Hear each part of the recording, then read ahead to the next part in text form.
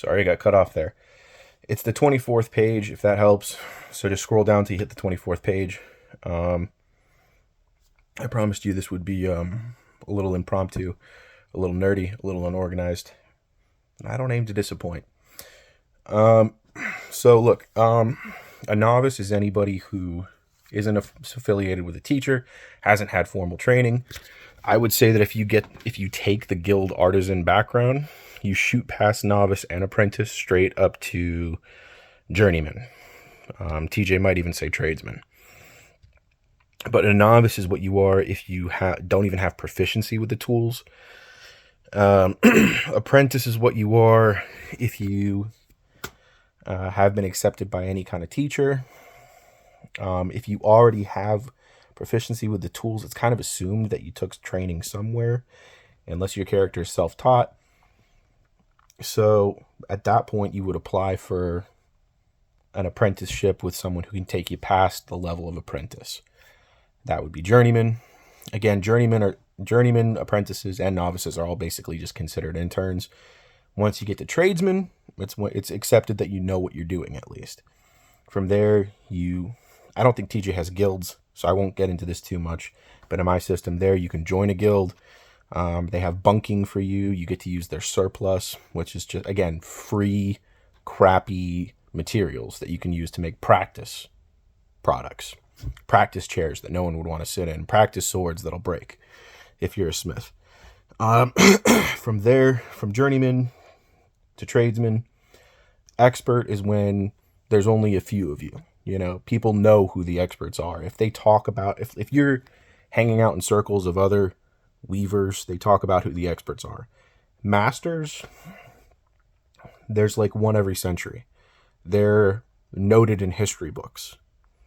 In my system, there's never more than one in any guild. It's considered the guild leader, and you get a plot of land just for becoming one, and you get to build your master's mansion or villa or whatever. But again, that's my system. So for TJ's system, I don't even think we're going to use guilds. He might not even want to use these ranks, but basically, scroll down to page 24, and you'll see. When you reach the rank of apprentice, you get all of the apprentice recipes. That doesn't mean you can't find recipes the same way that you would find scrolls or pages for a spell book and add them to a recipe book, which works a lot like a spell book, except you don't waste expensive materials copying things down into your recipe book. As a carpenter, these would be like your blueprint book. For a smith, these would be your plans, schematics. I don't know. But anyway, yeah, follow along there. There's like a DC for every item you can make. Again, I got to talk to TJ a little more to see what kind of system he's doing, because I wrote my system to be overly complex. I gave mechanics to and rules and ways of playing it to everything, even though if I were DMing, I would make it more vague than that, because I figured, why not? If another DM wants to use this, he can, it's like a salad bar. He can take what he wants. And TJ hasn't really picked and choose what would be best for him, but I have a feeling he's going to do without the guilds and just use apprenticeships and work at different shops. Anyway, I'm rambling. Let's just stick to the important stuff. Whatever crafting proficiency your character starts with, there's a chapter dedicated to you, 2 pages at most. That's it. That's really all you're going to need to focus on. Go to the document, look at those 1 page, usually 2 pages. If it's not done, tell me, hey, Jared, I wanted to learn pottery. That was my character's thing. And I'll finish the pottery chapter. It'll I'm not going to finish the whole entire document because you guys aren't going to use most of it. At the end of the document, there's an index. Every single mundane item that was in the player's handbook or the DMG, and a lot of the other, what are they called? Modules. The poisons, the gems, the vehicles, the weapons, whatever. They're in here with DCs, and they're in the index to show you which artisan would make those things. If you think that you would be able to make those things, even though you don't have the listed tool proficiency, talk to TJ. He's your DM now. It's not my problem. A quick rundown on how everything works. Gem crafters, when you find gems while questing, they are raw gems. So if you guys are raiding a dungeon, again, TJ might change this. This is his game. I'm not giving you anything that's canon. You find raw gems while you're finding treasure and loot. They're worth exactly what they say they're worth in the player's handbook or the DMG, or what TJ says they're worth as your DM. You can cut them. And a cut gem is worth, when an apprentice cuts it, about 1/4 of what a raw gem is worth. But you roll to see how many cut gems you can make. So if you make a bunch, you'll make a profit.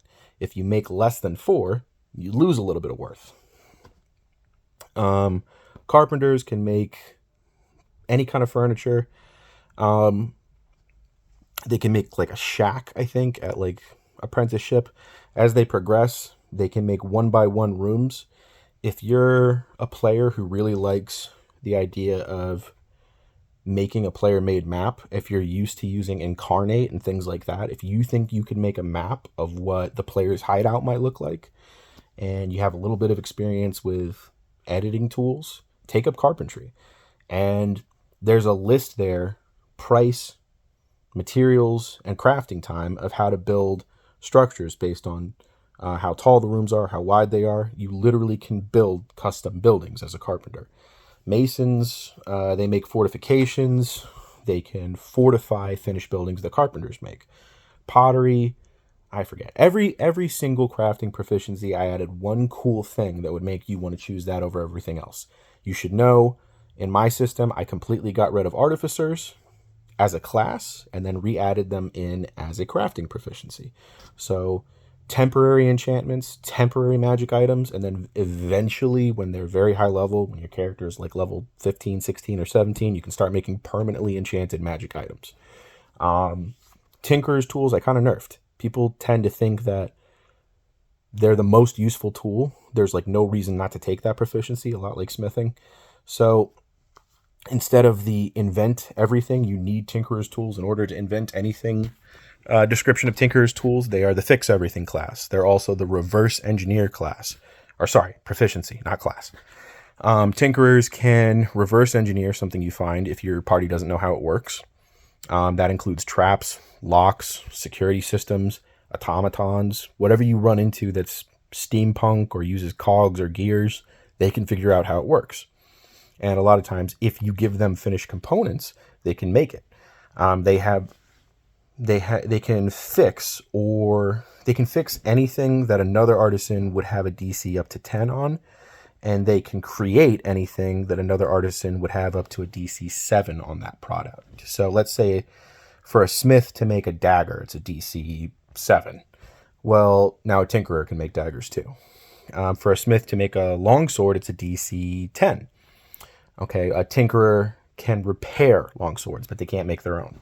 So that's what's cool about tinkerers. They're the fix anything, make anything easy. Only easy stuff though. Proficiency. Inventors' tools are their own proficiency. Don't worry about that. That's endgame stuff. If you've mastered several tool proficiencies, you might think about becoming an inventor. Inventors create things that don't exist yet. They don't reverse engineer things. They're literally, if gunpowder doesn't exist, they invent that. If electricity isn't being used in your game, they invent stuff like that. Pottery. I forgot to mention the cool thing about pottery. I changed the name of pottery tools to polymere. So in my campaigns, they're called polymers. They're not called potters or clay craftsmen.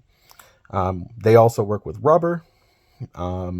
Eventually, if you get far enough in the polymer list, or the pottery as it's called in D&D, you can make an exhumer.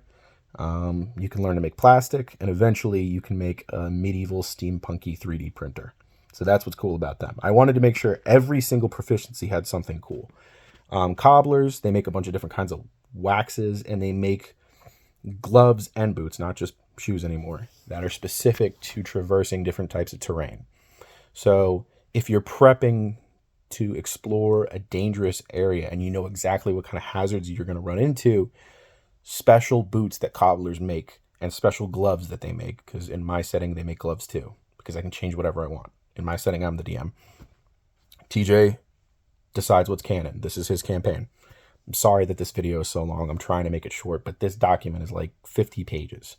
Let's cut through it. Smiths, obviously armor, weapons, wood carving, any wooden weapons, any wooden tools. Smiths also make tools. Tinkerers can make simple, small tools, hand tools, things like that. But smiths would make your sledgehammers, your giant 10-foot crowbars, things like that. Smiths need a lot of help from other artisans sometimes. Leather straps. Charges. Charges. I'm so sorry. This is so disorganized. If you see the word charges listed, so let's say you're a smith and you're looking at the smith chapter, and for one of the recipes it says 3 leather charges. That means, and it's vague, but you need materials that a leather worker makes. You need 3 charges of them. And then if you were to check out the leather workers chapter, one of the recipes they have is leather charges. It's basically a very vague way of covering like straps, buckles, all these things. I didn't want it to be that specific, so I used a catch-all term for those called charges to dumb it down. Anytime you need something in order to finish a recipe that only another artisan can make, it's just called charges. Let's cut through the list. I don't think TJ is going to use my fishing tools, so I'll skip those. If he changes his mind, there comes another video. That's like a whole nother document. I added crafting proficiency to like the thieves tools, the mess kit, the healer's kit, and a bunch of other things. I don't think TJ is going to use that either. Again, he probably would if one player expressed a massive interest in it, but knowing TJ, that's my guess. But again, I don't want to speak for him. Really, the document is as complicated or as simple as you need it to be. If you have specific questions, I would say come to TJ. If he says come to Jared, then come to me. But yeah, every proficiency is different. It's supposed to be that way so that they all seem cool. Every single proficiency gets something cool. Poisoners can make antidotes. They can use venom from specific animals that do exactly what it says in the stat block, or something similar if it's crazy and they need to be nerfed. At a certain point, also there's gatherers. You might see the term surveyor's tools, dressing kit. Surveyors know where to get lumber, minerals, things like that, things that you find from nature, from environments. Dressers are people who skin animals, get toxic, spewing acid bladders from poisonous animals. If you need creature components to make something, a dressing kit is how you get that. I didn't really delve very deep into those, but again, they have their own chapters if you have more questions. Again, you'll see 50 pages and think, oh, I'm not going to read that. Well, you don't have to. You read at most like 5% of that, and you'll have everything you need for the proficiencies you care about. Don't worry about reading the whole thing. That would be a waste. If you really want to make something specific, scroll all the way to the end at the index and see which proficiencies are needed, and then take those proficiencies. I don't know. Me and TJ probably need to chat a little bit more so I can give you guys a more polished version of all this. I'm so sorry that the video is 13 minutes long. I did not mean to waste your time.